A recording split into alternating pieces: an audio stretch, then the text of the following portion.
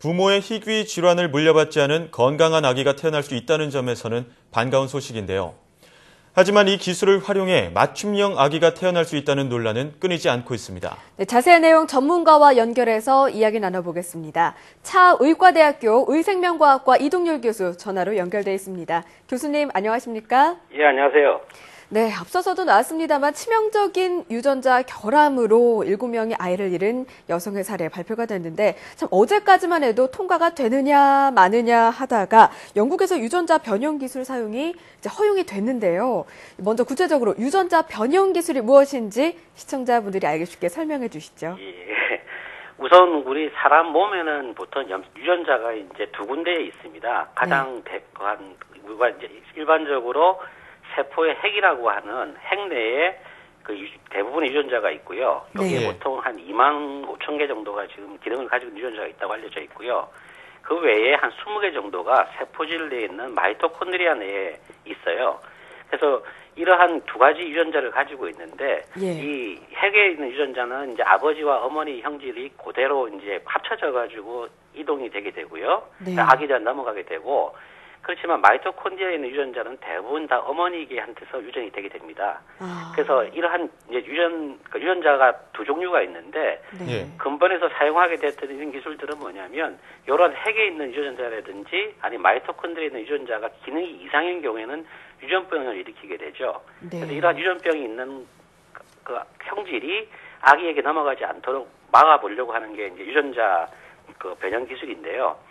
일반적으로 핵에 있는 유전자 하는 기술들은 지금까지는 연구 단계에서 아직 굉장히 많이 진행이 되고 있고, 이제 이런 직접적으로 유전자를 변형하는 기술들은 현재 연구가 굉장히 많이 되고 있지만 아직 실용화까지는 가지는 않고 있습니다. 연구 단계만 진행되고 있고요. 근본 사용했던 이러한 기술들은 뭐냐면 이 세포질 내에 존재하는 마이토콘드리아 유전자가 만약 기능이 이상이 있을 경우에는 이 세포질을 바꿔치기 하는 거예요. 난자에서 핵을 남겨놓고 세포질만 바꿔치기 해서 그렇게 되면 세포질이 바꿔지게 되니까 그 안에 있는 건강한 병난 마이토콘드리아는 없어지고 새로 건강한 난자에서 공급되어 있는 마이토콘드리아를 바꿔치기 하는 그런 걸로 해서 현재 치료를 해보겠다는 기술입니다. 그래서 엄밀히 말하면 완벽한 유전자 변형은 아니고요. 유전자를 바꿔주기 하는 그런 마이토콘드리아 내에 있는 유전자만 바꿔주기 하는 그런 걸로 해석하시면 될 것 같습니다. 그리고 앞으로 좀 더 기술이 개발된다 그러면 이제 구체적으로 유전자를 변형하는 기술들이 아마 개발될 겁니다.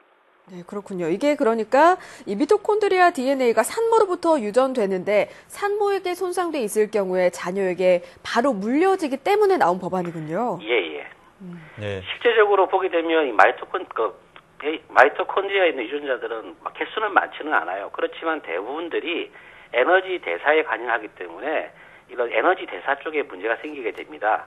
그리고 아까도 말씀드렸지만 이 유전자들은 어머니한테서만 유전이 거의 대부분 99% 이상이 어머니에서 유전이 되기 때문에 계속 유지가 되게 됩니다. 그래서 난자에 있는 그 고장난 마이토콘드리아 유전자를 바꿔주려고 하는 게 지금 현재 이 기술의 요점인 거죠.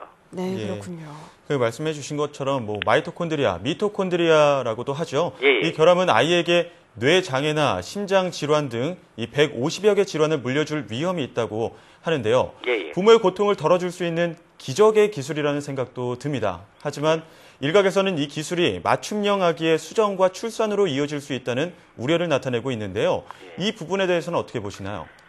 물론 어떤 기술이든지 악용을 하려고 하면 얼마든지 악용이 가능한 부분들이 있습니다. 그렇지만 현재 기술로 이 상태에서 기술에서는 건강한 난자를 공급받아서 그 세포질을 바꿔주는 거기 때문에 지금 현재 그렇게 우려하고 있는 수준까지는 아니고요. 이제 그게 좀 더 발전을 하게 돼서 우리가 이제 특이한 유전자를 하나를 빼내고 다시 바꿔주고 하는 그 기술이 현재 뭐 이제 그 제3세대 유전자 가입해서 나오고 있는데요. 이 기술이 만약에 도입이 된다 그러면 좀 더 이제 그쪽에 많이 갈 수는 있겠죠. 그렇지만 현재 이 기술을 가지고는 그렇게 맞춤형 아기까지 갈 수 있는 기술은 아닙니다. 철저하게 유전병을 한번 특히 미토콘드리아에 의해서 유전되는 유전질환을 막으려고 하는 기술이기 때문에요. 그렇게까지 악용될 수 있는 소지는 많지는 않습니다. 단 하나 건강한 난자를 공여를 받아야 되거든요. 난자 공여를 받아야 된다는 그런 부분에서 이제 아까 윤리적인 부분이라든지 이런 부분이 있을 수는 있습니다. 네. 이 어떻게 보면 이 세부모 체외 수정 시술에 대한 이야기도 나온 것도 부모가 아이에게 좀 건강한 유전자를 물려주고 싶은 마음에서 비롯된 것 아니겠습니까? 예, 그렇습니다. 네, 그렇다면 이 밖에도 이 부모의 유전 질환이 아기에게 안 좋은 영향을 주지 않도록 예방하기 위해서 또 어떤 연구들이 진행되고 있습니까? 일단은 이제 지금 현재는 우리가 만약에 유전자 질환을 알고 있다 그러면 그 원인이 된 유전자가 있는지 없는지 그 착산전 배아에서 검사하는 기술들이 있습니다. 이게 네. 착상전 유전 진단이라고 하고 있고요. 이거는 지금 현재 많은 배아 생성기관에서 시술이 되고 있고요. 예.